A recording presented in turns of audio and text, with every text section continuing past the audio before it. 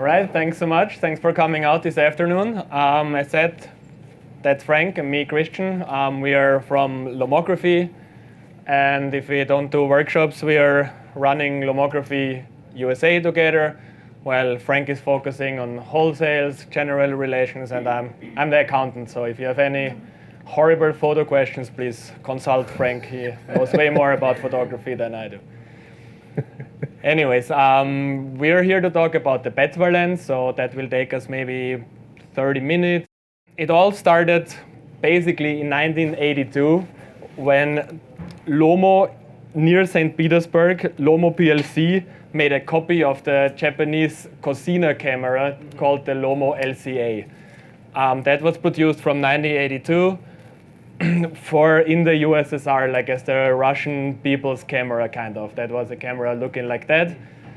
And then in 1991, the founders of Lomography, who were born and raised in Vienna, Austria, traveled to Prague, went into a photo store, found this little camera, brought it back to Vienna, started to shoot like crazy. Like they crafted the so-called 10 golden rules. We will look at them right away. And like the first rule was, take your camera everywhere you go. And this was kind of revolutionary back then, because back in the day, people used their cameras maybe for the holidays, maybe for vacations, for graduation parties. So it was not like normal that you take your camera everywhere you go. And that was like the first thing, and they started to shoot, and it went bigger. And then friends said, "Oh wow, that's an awesome camera. I want to get this camera too." So they went back to Prague and bought more cameras, smuggled them back to Vienna, started to sell them to friends. One day they got like a fax from the UK saying, "I want one of these cameras." So they went back to Prague, smuggled even more cameras, brought them back to Vienna, started to sell them and distribute them in the whole world. And at some point, in kind of like 2000, they became the official distributor for this camera, actually earlier in 1994 or 1997. And then they also started to do exhibitions and different community events, and because it all started as an art movement first, so it wasn't the idea to like make profit out of all this from the beginning. That all came a little later, and the money that was earned from selling the cameras was being reused to do exhibitions and to develop more cameras. So in 2000, the first own Lomography camera came to the market, which was the super sampler, as you see here, that took 4 frames, like 4 photos on 1 frame. And a lot of fun stuff. So Lomography in the beginning was kind of snapshot photography movement. They said, take your camera where you go, don't worry too much about any rules, just keep on shooting, entertain it. And it was very successful, but now over the years, it changed a lot since, snapshot, now everyone has a camera all the time on the cell phones or like small digital cameras. So it changed a lot in that way that we became kind of the company that saves film photography and also adds a lot to creative photography. Here are the 10 golden rules. I love the first one, actually. It's take your camera everywhere you go. That was created 20 years ago or 25 years ago, and now it's more true than ever, I feel like. So it's very cool. And the last one, don't worry about any rules, which was criticized always a little bit, since there are photo schools and a lot of talks, and you actually should worry about rules. But in the beginning, when you start your photo career, maybe you shouldn't, and just find your own like style and your own format of shooting, and then you'll find back to the rules to improve your photography.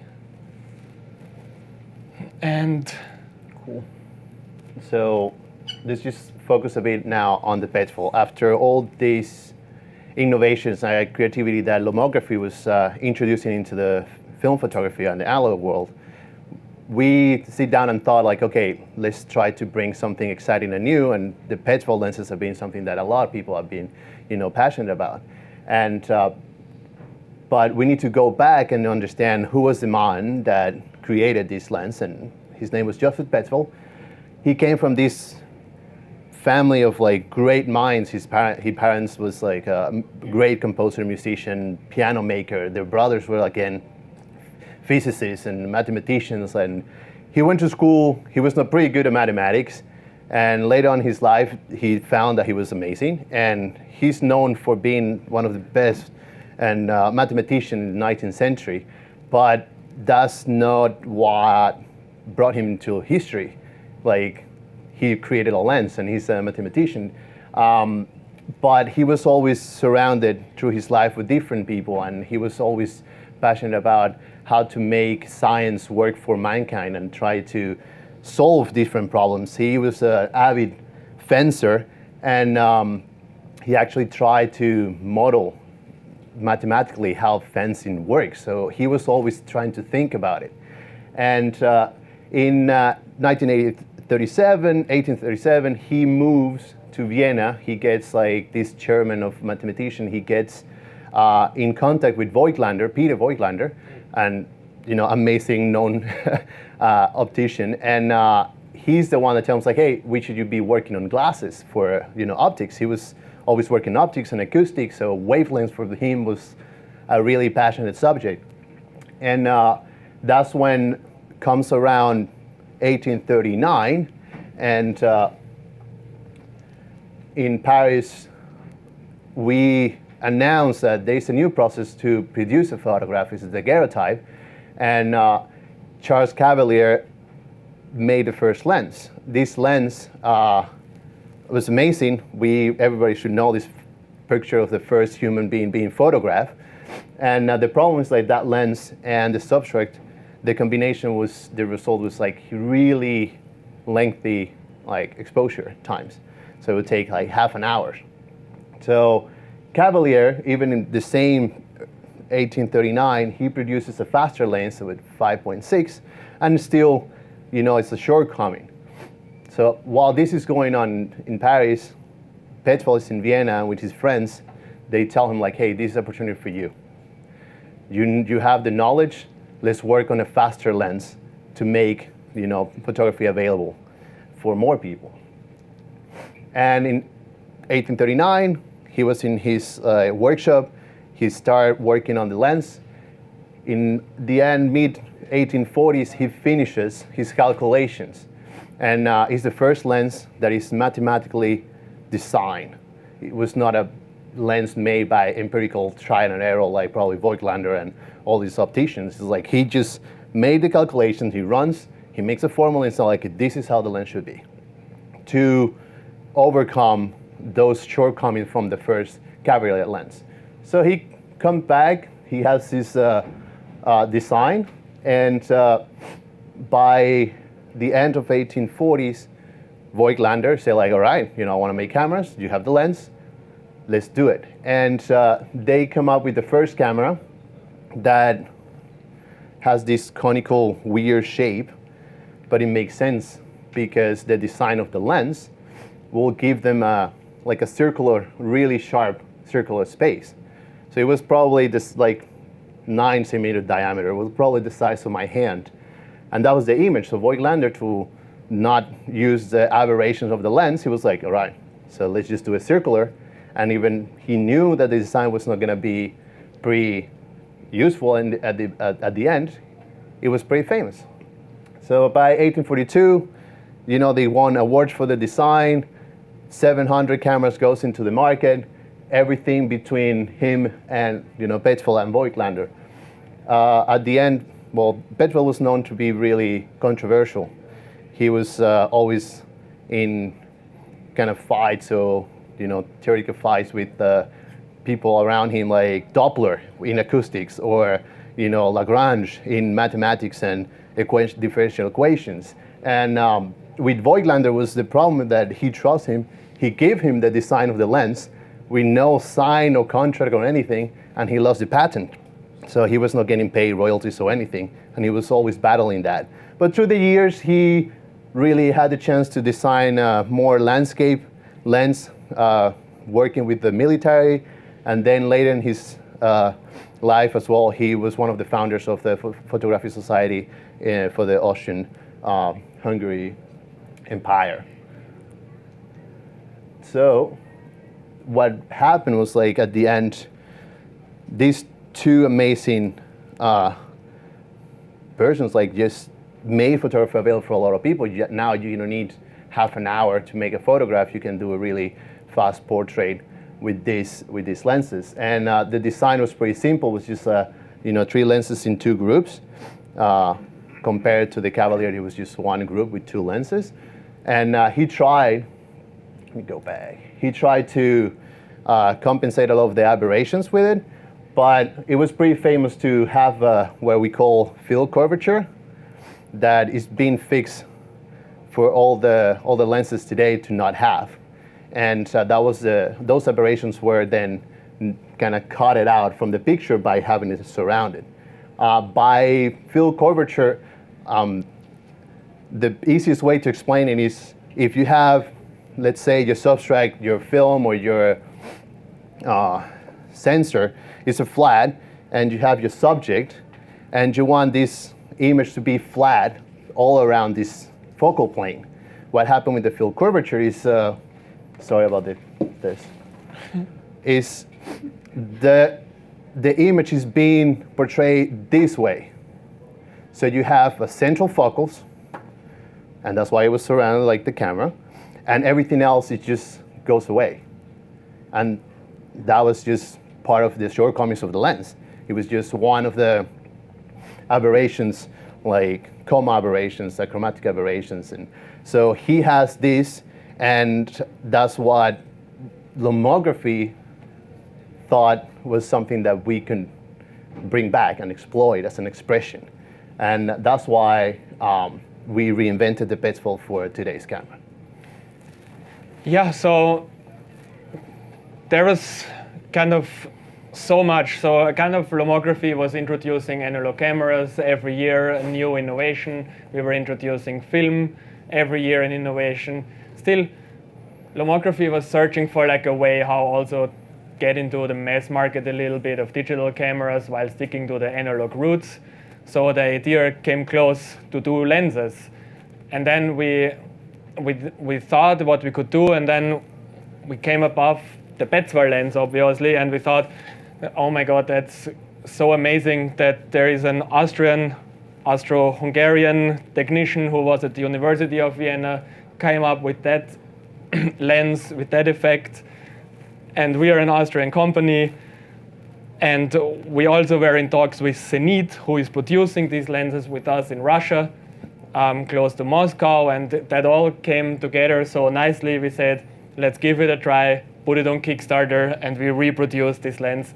And that was in July 2013, and it was a very, very good success so far. And the lens came out so well, and we are very happy. And we launched a couple of lenses now, follow-up lenses, all kind of based off older lenses and old concepts, but totally for the use of nowadays. And what they didn't like, as Frank demonstrated so cool with the ball, people, like if you see old photos in the past, they're always shown like this because they didn't like the out of focus area, the bokeh effect of the lenses. That's why they cut them. But nowadays, we just love the bokeh effect of the background, and you can now recreate this style for your photos as well as for video, and that is truly unique.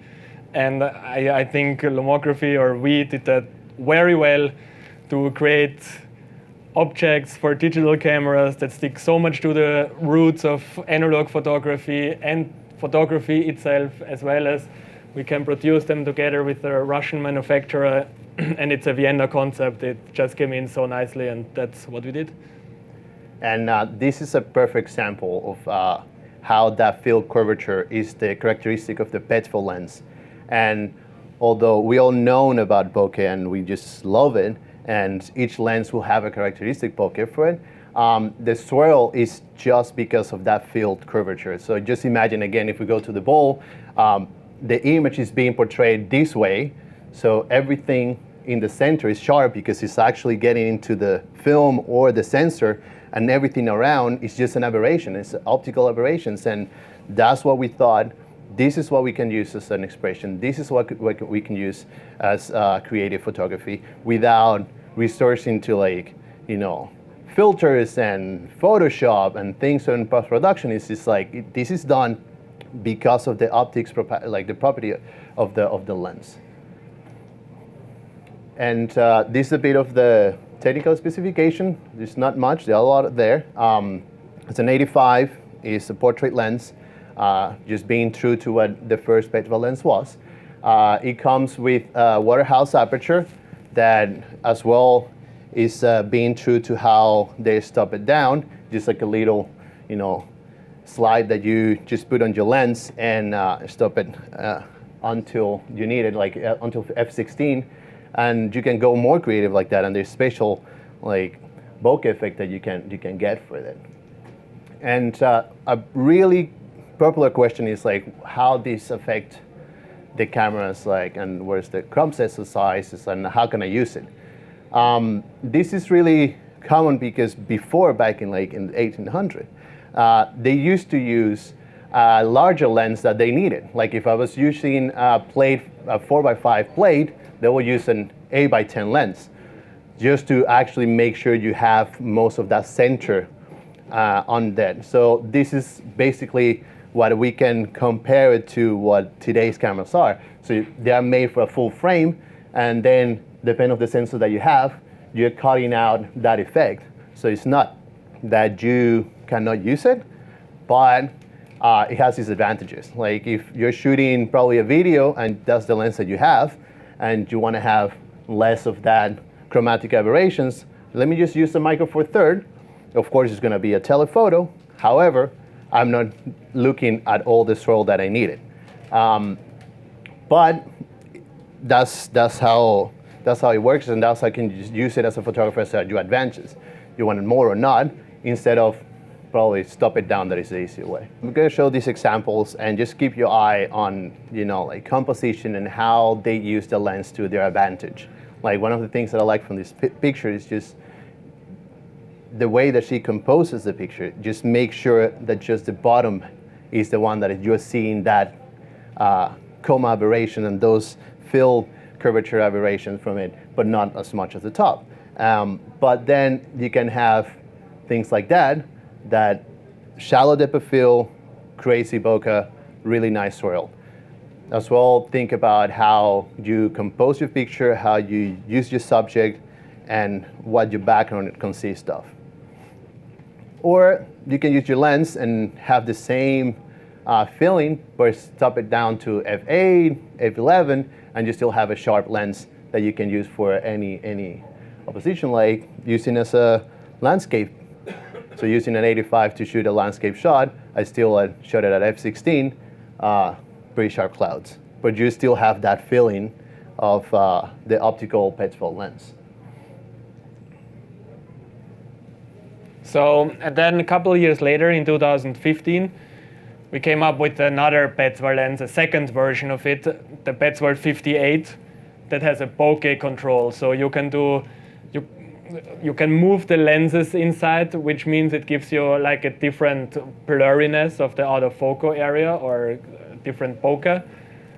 And it's a 58 lens, so if you stop it down, it can be used very, very well also for landscapes. It makes a little bit more universal lens. Yeah, I actually love this lens. And going back to what, I'm going to just skip this. Going back to what I showed you with the bowl, with this lens, we're just making sure the photographer has control over how much of those aberrations you are including or excluding for your photography. So this is the lens. I think I have it here, so I'm going to show it to you. The lens actually have a bokeh control ring that you can use. So this is an example. I'm going to leave it at f9, 1.9. It's like wide open. And I'm going to change the swirl using my bokeh control ring. And what I'm doing with this is separating the elements. And just imagine the ball getting narrower, so you have a lot of autofocus and more of the swirl.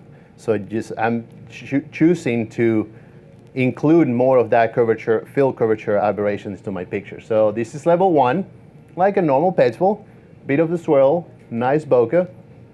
I'd like you guys to look at that dot, this dot, just keep it in mind. Then I go to level 4, a bit of the swirl getting a bit intense.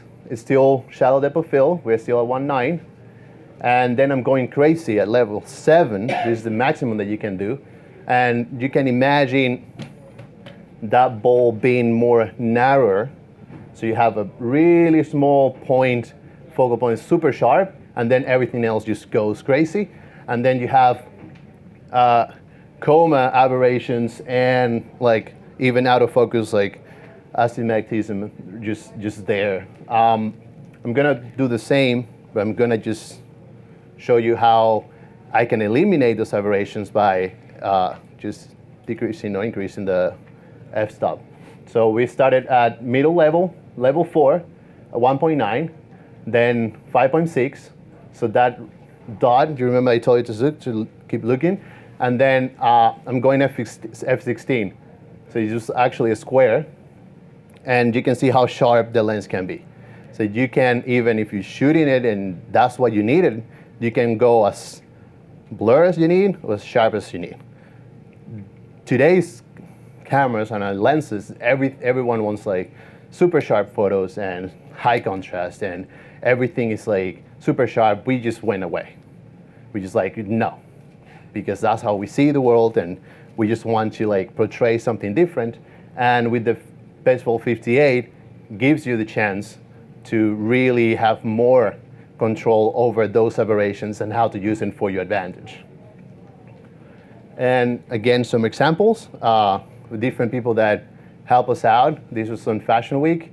And even if you have any other, 1.9, 50 probably, you can have a picture, looks like that, but not the same feeling, not the same out of focus swirl and then focus zone without even just like going to Photoshop and do that. This is out in the camera, making the most of your lens and making the most of that. Do you like to shoot like me, like wide angle stuff, landscapes, cityscapes? This lens gives you that. And as well, this one I like to use it because it kind of gives me that feel of like tilt shift, but it's not, it's just the aberrations that there on the lens. You can see there's a chromatic aberration at the end, and as well a lot of out of focus zones around the picture, so that gives you that kind of tilt shift effect without even trying. And this is pictures from Jeffrey Berliner. He's part of the Penumbra Foundation, helped us out a lot, good friend of the house, pretty good spot for you guys to check.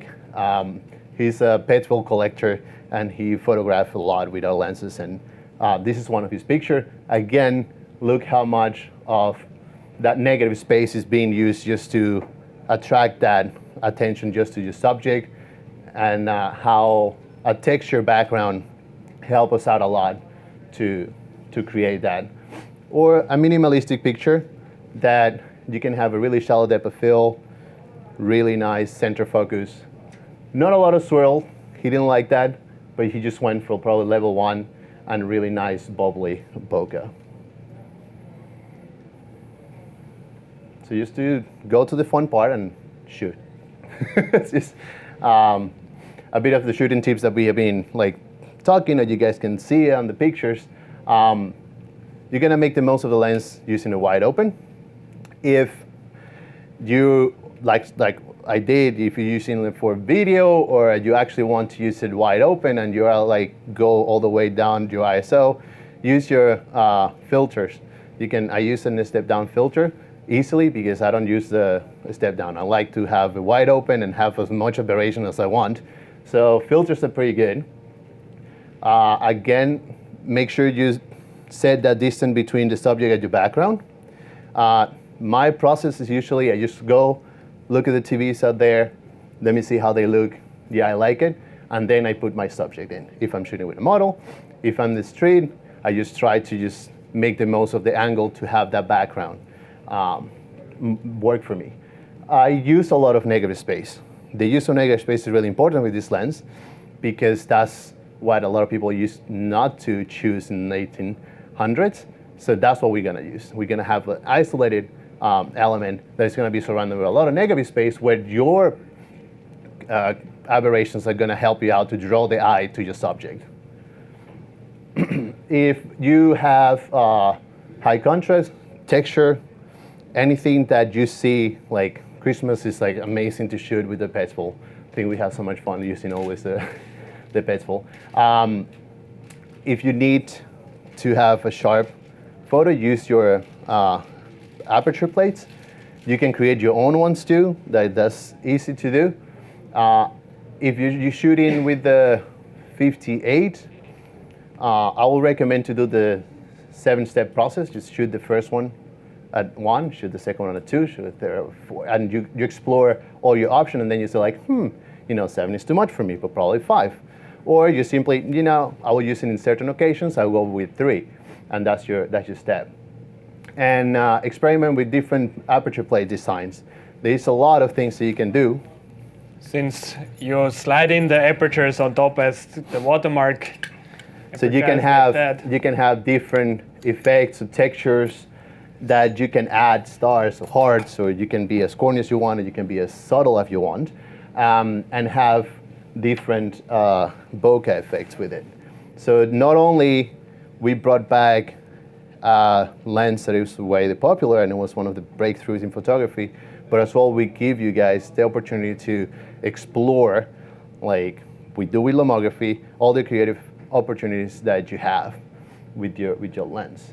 And another thing that you can do is try to arrange things in different focal length.